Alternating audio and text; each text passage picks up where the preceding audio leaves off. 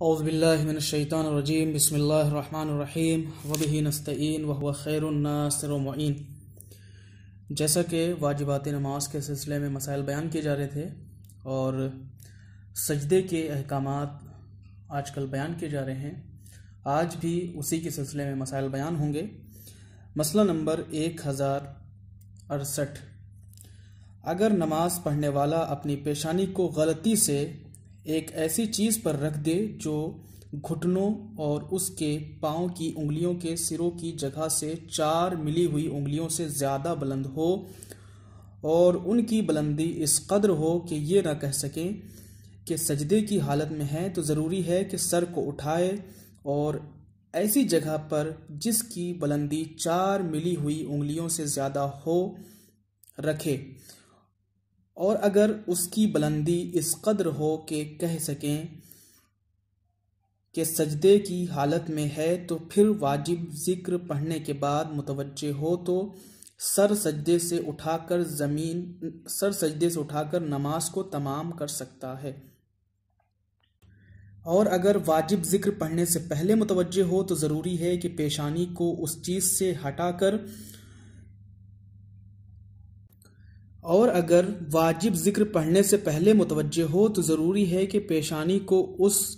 ہٹا کر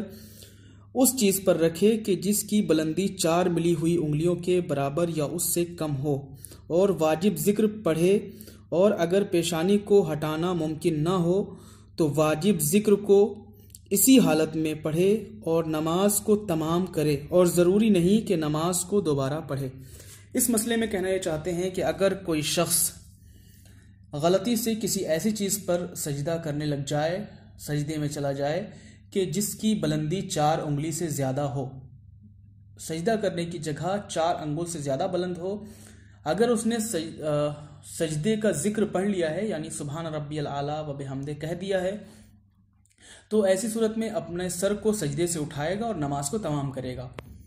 لیکن اگر ابھی اس نے سجدے کا ذکر نہیں پڑھا ہے، یعنی سبحان ربی الاعلیٰ نہیں کہا ہے، تو ایسی صورت میں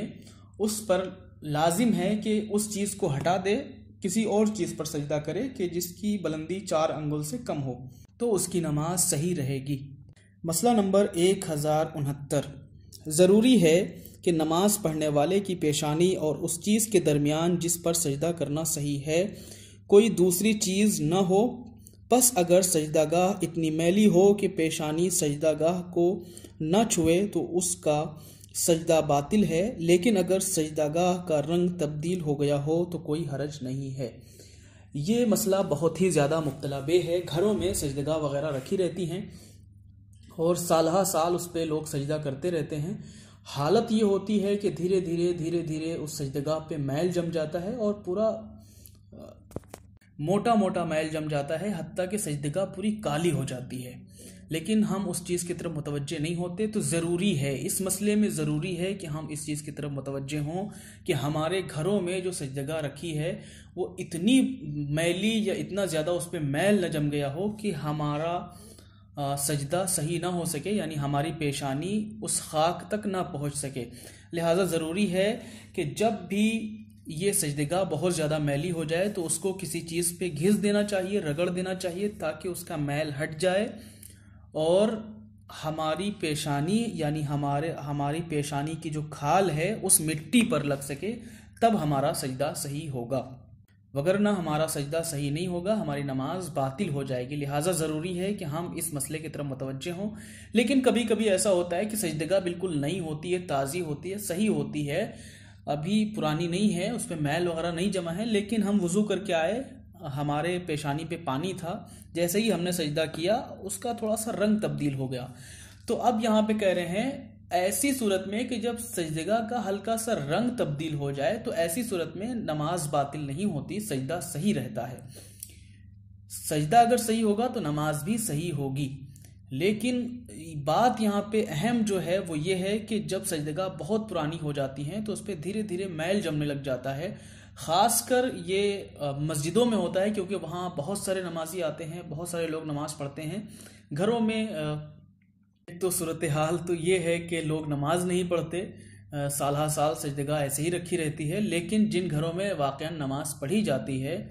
ان گھروں میں بھی اتنی جلدی سجدگاہ میلی نہیں ہوتی، کیونکہ گھر میں 1 2 4 لوگ نماز پڑھنے والے ہوتے ہیں اور ان کے لیے بھی الگ الگ سجدگاہیں ہوتی ہیں۔ لیکن مسجدوں میں ایک ایک سجدگاہ پہ 50 لوگ سجدہ کیا کرتے ہیں، تو اس لیے مسجدوں میں خاص طور سے اس چیز کی طرف دھیان دینا چاہیے کہ سجدگاہ میلی نہیں ہونا چاہیے، اس پہ میل نہیں ہونا چاہیے۔ اگر ہوتا ہے تو ریگمال جسے کہتے ہیں کہ جس سے لوہے کا زنگ چھڑایا جاتا ہے،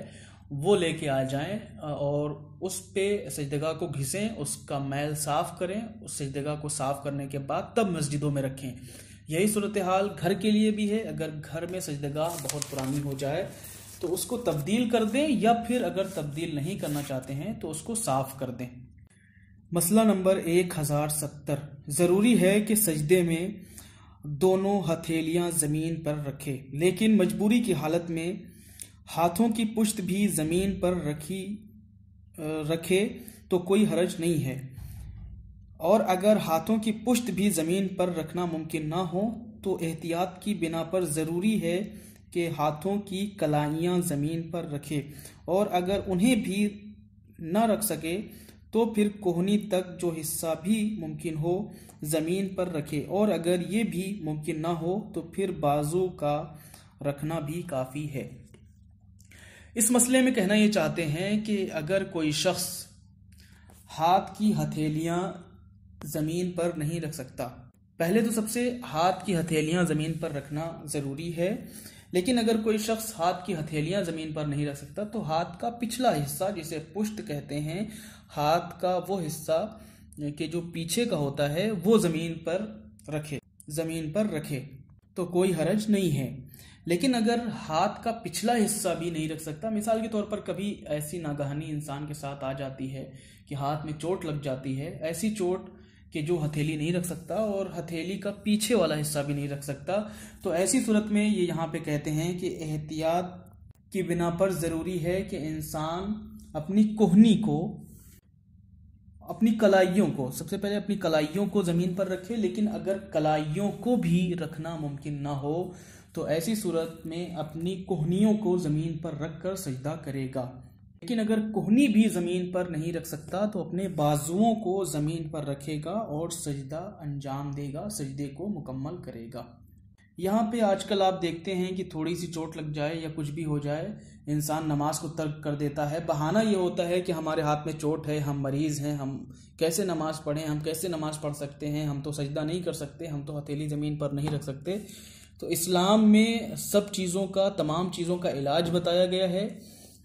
کسی کو بھی نماز سے فرار نہیں ہے، حتیٰ کہ اگر کوئی مرض الموت میں بھی مبتلا ہے، یعنی اس کا آخری وقت ہے، پھر بھی اس سے نماز ساقط نہیں ہوتی، اس پر نماز پڑھنا واجب ہے، اس کو چاہیے کہ وہ نماز پڑھے۔ حتیٰ کہ وہ بستر پہ لیٹا ہوا ہے کہ اگر اٹھ کے نماز نہیں پڑھ سکتا تو لیٹے لیٹے اشارے سے نماز پڑھے گا۔ یہاں تک کہ اسلام میں وارد ہوا ہے کہ اگر کوئی شخص ڈوب رہا ہے، تالاب میں، ندی میں، کسی چیز میں بھی ڈوب رہا ہے، نماز کا وقت ہو جائے تو اسے ڈوبتے وقت اشارے سے نماز پڑھنا اس پر واجب ہے، اسے چاہیے کہ وہ نماز کو ادا کرے۔ نماز کے لیے اتنی تاکید کی گئی ہے، وائے ہو ان لوگوں پر، افسوس ہوتا ہے ان لوگوں پر کہ جو لوگ ہٹا کٹا ہیں، صحت مند ہیں، پھر بھی وہ نماز کو نہیں پڑھتے، نماز کو ترک کرتے رہتے ہیں۔ یاد رکھیں، سختی سے ان پر ان کا حساب و کتاب ہوگا اور انہیں عذاب میں مبتلا کیا جائے گا۔ یہاں پہ ڈرانا کسی کو مقصود نہیں ہے، لیکن حدیثوں میں وارد ہوا ہے، روایتوں میں آیا ہے، خود امام فرماتے ہیں کہ ما شیعتنا من استخف بالصلاۃ، وہ ہمارا شیعہ نہیں ہے کہ جو نماز کو ہلکا سمجھتا ہے۔ اسی طرح کی بہت ساری حدیثیں ہیں کہ جو لوگ نماز کو ترک کرتے ہیں یا نماز کو ہلکا سمجھتے ہیں، ان کو نبی، امام اور تمام لوگوں نے اپنا شیعہ کہنے سے، اپنا چاہنے والا کہنے سے انکار کیا ہے۔ لہٰذا ضروری ہے کہ حالت اختیار میں ہو یا حالت مجبوری میں ہو، کبھی بھی نماز کو ہلکا نہ سمجھیں، نماز کو اول وقت پڑھیں۔ اولاً اگر اول وقت نہیں پڑھ سکتے پھر بھی نماز کو ترک نہ کریں، نماز کو ضرور انجام دیں، ہر حال میں نماز کو پڑھیں۔ لہٰذا خداوند عالم سے یہی دعا ہے آخر میں کہ خدایا ہم سب کو زیادہ سے زیادہ علم حاصل کرنے کی توفیق عطا فرما، اور علم حاصل کرنے کے ساتھ ساتھ اس علم پہ عمل کرنے کی بھی توفیق عطا فرما۔ وآخر الدعوانا الحمدللہ رب العالمین۔